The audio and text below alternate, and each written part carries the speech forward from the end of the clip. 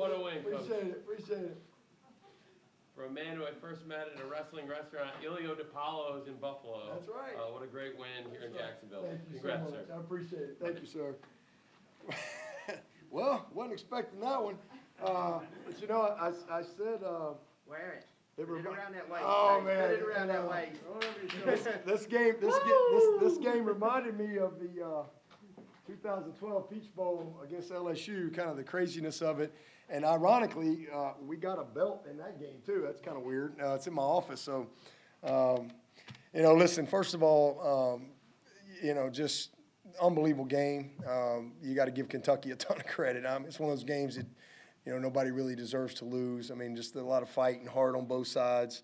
So just an awesome job by Coach Stoops and those kids battling. We just found a way to make one more play. And, you know, I think it was like 5 lead changes. I think it's the biggest comeback maybe ever for us in a bowl game, 28 points, maybe the most in a fourth quarter ever. So just, you know, you saw who we are tonight. And these guys, they finished. They finished. You know, the foundational things that we've built this program on were on full display tonight. These guys strained and put their heart into what they were doing, and it was awesome to see. You know, so just really proud of them. Great preparation, great preparation. You know, I think we're 9-3 in our last 12 bowl games. You know, that's how we prepare, and these guys have to buy in, and they did. We set the tone early as we started kind of our bowl camp, and the guys bought in, and we had great energy, great preparation the whole time. But Kentucky's a tough team, man, and physical bunch. Again, made some plays, but you know, it's back-to-back SEC wins for us. And you know, I think our guys deserve a little credit for the toughness that they displayed mentally and physically. You know, had to overcome a lot of adversity in that game, but you know, that's a 9th win for us. I know we didn't have the record that we wanted to have this year, but 13 years in a row with 9+ wins, there's only 2 people on that list, and that's us in Alabama. So we've had a level of consistency that is very uncommon, and these guys deserve the credit for that. And a 13th year in a row with a postseason win. I think we're the only one to do that, and these guys fought hard for that. So, you know, it's special to be able to finish the way we did, 5 in a row, and to you know, finish up with some good momentum. At the end of the day, the story of this season has been the turnover margin. We're 7-0 when we won it, and I think we went 2-4 when we lost it. So just really proud of these guys for how they competed offensively. Unbelievable fourth quarter. Just an incredible fourth quarter.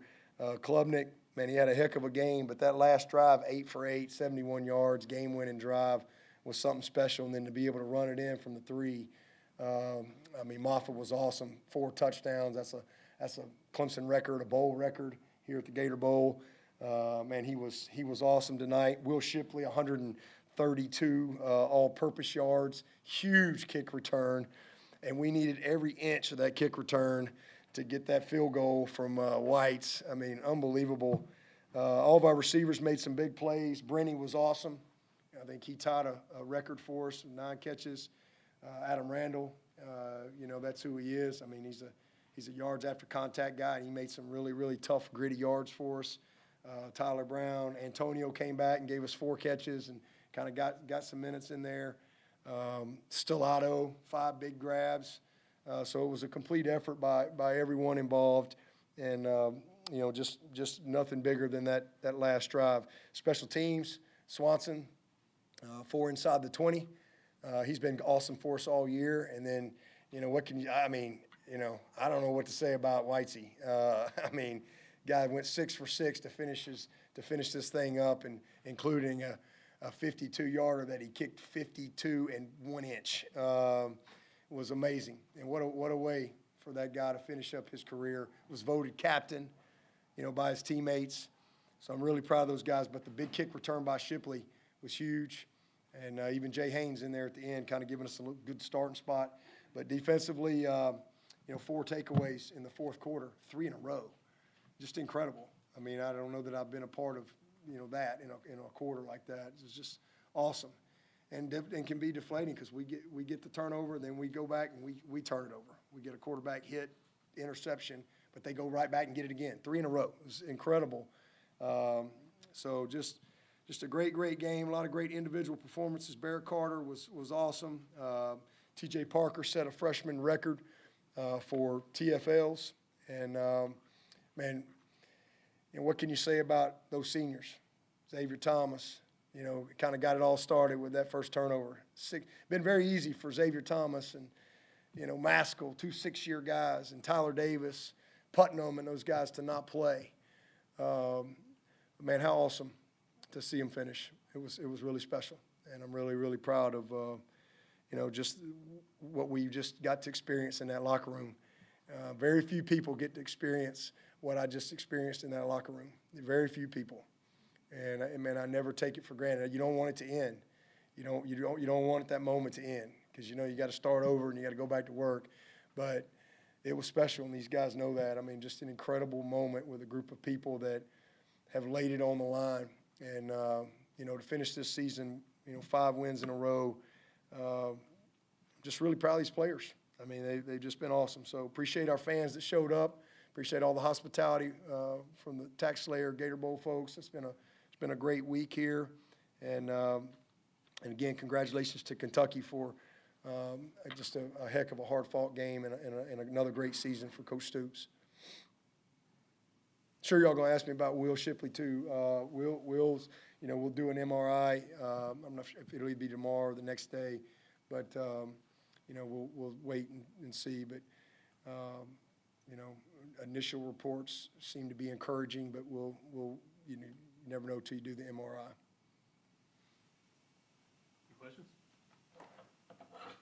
Is that the craziest fourth you've ever been Man, I've been a part of some crazy ones. I've been a part of some crazy ones for sure. I mean, 2 of them against LSU for whatever reason.